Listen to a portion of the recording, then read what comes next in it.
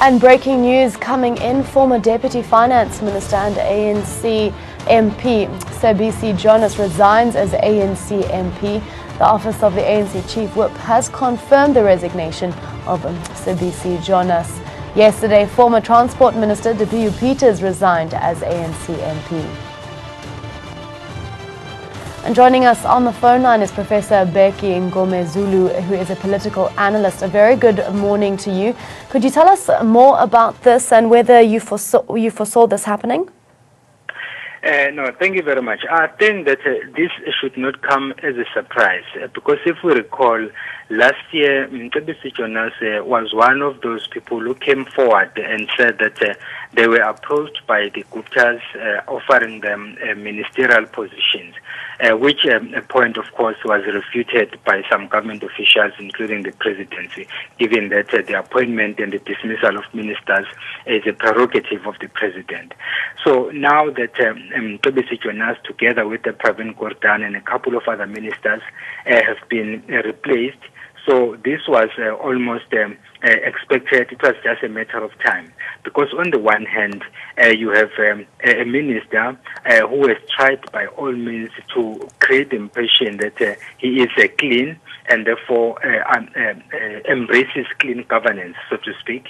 And then now that he has been removed from the ministerial position, from the deputy ministerial position, in a way he feels that it's paging. It's not because he has not performed his duties, but it's paging following his announcement last year that he was approached by the Guptas.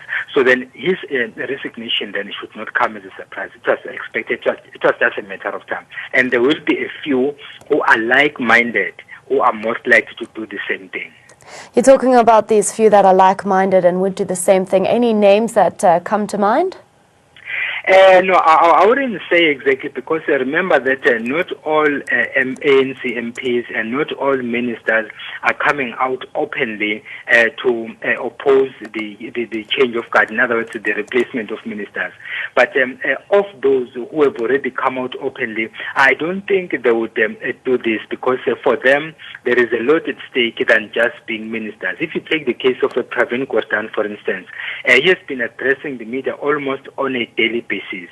But one thing that he has done well is that he indicated that if you are appointed as a minister, that is not a permanent position, which is something that we rarely hear from people who have been given this kind of responsibility. People are of the view that, in fact, there are people who go to an extent of saying that the president did not act constitutionally when he asked the ministers, which is totally incorrect, because the constitution accords him that right.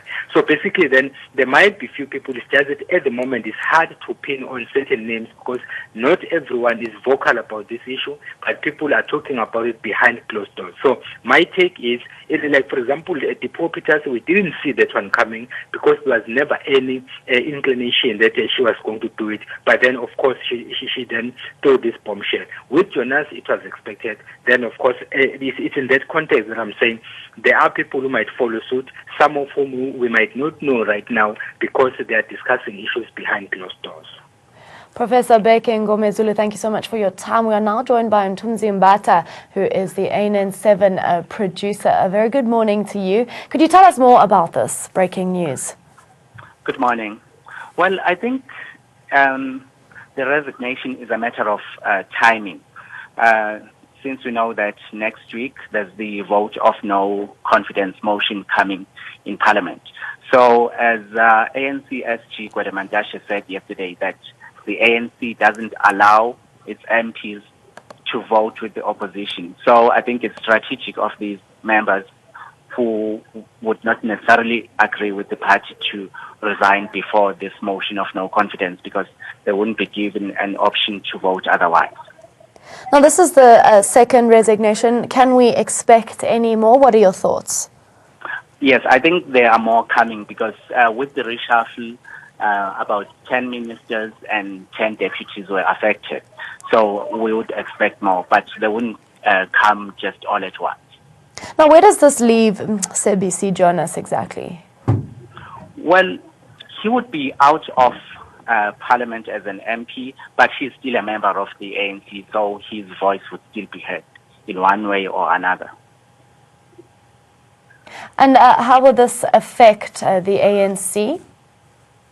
Well, it doesn't bode well for the party because it shows that even after the united front they showed yesterday, it shows that the divisions are still there.